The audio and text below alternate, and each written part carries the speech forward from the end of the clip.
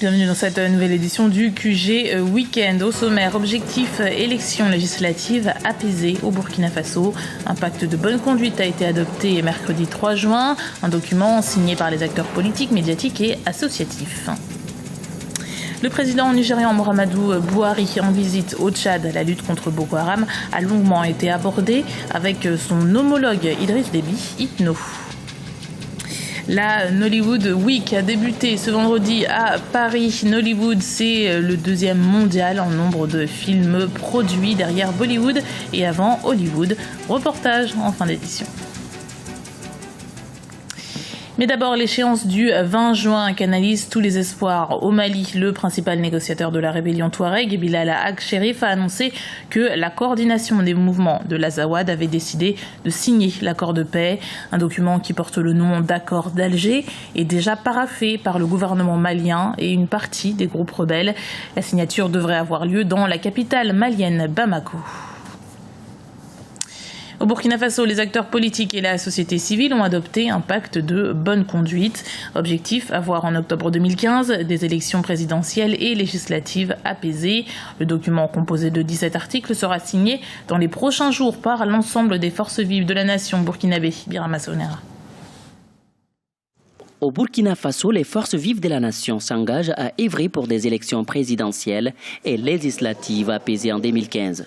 Pour ce faire, un pacte de bonne conduite a été adopté mercredi 3 juin 2015 par des acteurs politiques, des médias et des organisations de la société civile. Je pense que le pacte, c'est quand même la preuve que les acteurs voudraient qu'à travers ces joutes électorales, on puisse ne pas remettre en cause notre cohésion sociale. Nous avons déjà eu, à travers les présidentielles, à apposer nos signatures pour une campagne apaisée, une campagne où les acteurs politiques vont éviter donc tout discours susceptible de remettre la cohésion sociale en cause.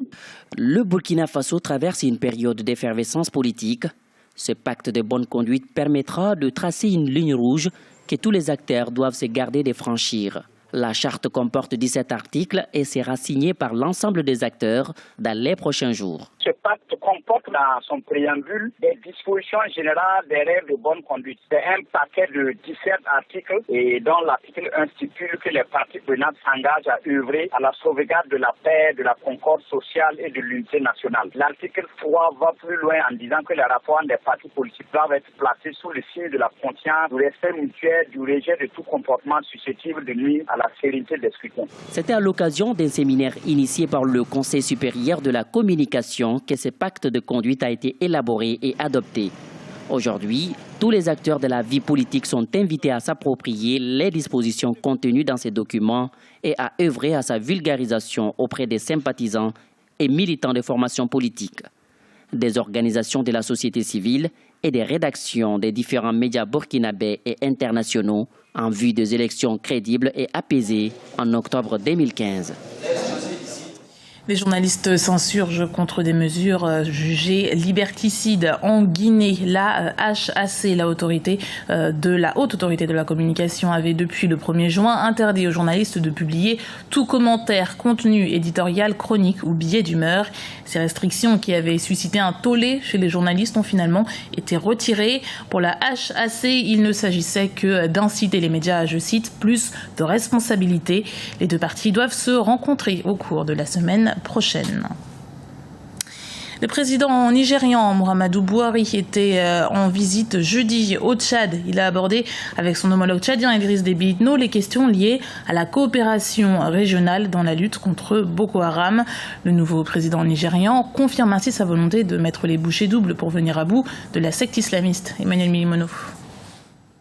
Pour sa première sortie officielle depuis son investiture, le président nigérian Muhammadu Buhari affiche sa détermination à éradiquer le phénomène Boko Haram. Après le Niger, le nouveau chef de l'État nigérian s'est rendu jeudi au Tchad, où sera installée la force d'intervention militaire africaine régionale renforcée contre Boko Haram. Les deux pays ont les mêmes objectifs, la stabilité et la paix dans la sous-région. Avec le Nigeria, nous formons deux peuples unis par un même destin. Et nous menons le même combat. Malheureusement, le groupe terroriste de Boko Haram sévit dans notre espace de sérénité. menaçant ainsi la stabilité de la sous-région. Le Tchad n'est pas resté indifférent et a envoyé en janvier dernier des contingents militaires pour appuyer les pays voisins menacés par Boko Haram.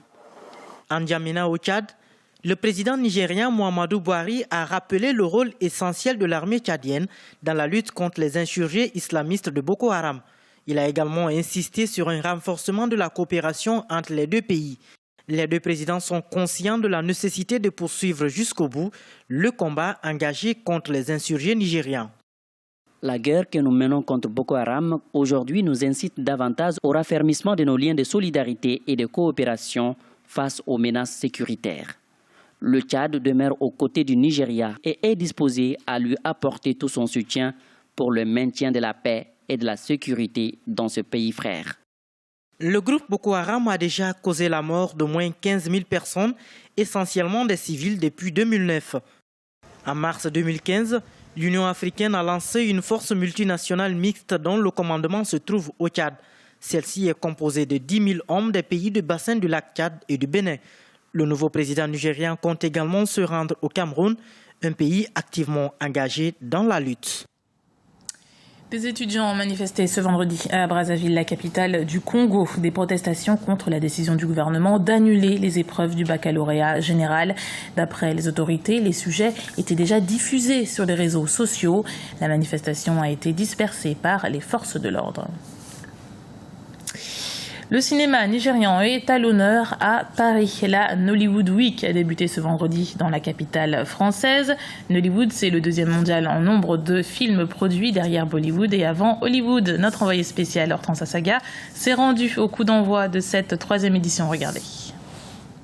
Ici au cinéma L'Arlequin, Paris accueille sa troisième édition du festival Nollywood Film.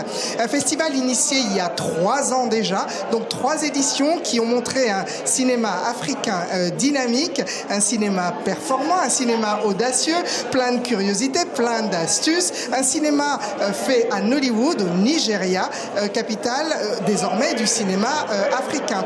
Je vous propose d'écouter quelques-uns des participants qui ont assisté ici au lancement de la troisième édition. On les écoute. Ce qu'on essaye de faire, c'est de montrer une image dynamique, positive et aussi la plus en phase avec la réalité actuelle, parce que nous, on est absolument pas dans les discours, ça va mal, il y a plus de films en Afrique, on sait pas comment faire, il y a pas de financement, etc. C'est pas vrai, il y a des solutions partout, elles existent, et avec ce festival, on essaye de le montrer. C'est génial de pouvoir partager les films nigériens ici à Paris, parce qu'on sait qu'il y a beaucoup de films qui se passent au Nigeria.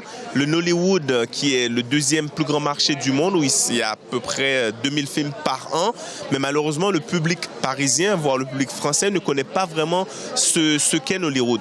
Donc le fait d'avoir le Nollywood Week ici à Paris, je pense que c'est bien. Il faudrait que n'importe quelle personne en Europe aille à Nollywood pour reprendre de l'énergie. En France, ils devraient partir à Nollywood prendre de l'énergie. Ils devraient, ça, c'est juste normal. Ça fait partie du stage. T'as envie de faire des films, va à Nollywood. C'est un espoir pour l'Afrique, pour le cinéma africain. Ça nous montre une autre voie, la possibilité de produire des films sur place pour des Africains qui sont vus par des Africains et qui arrivent à s'exporter ailleurs.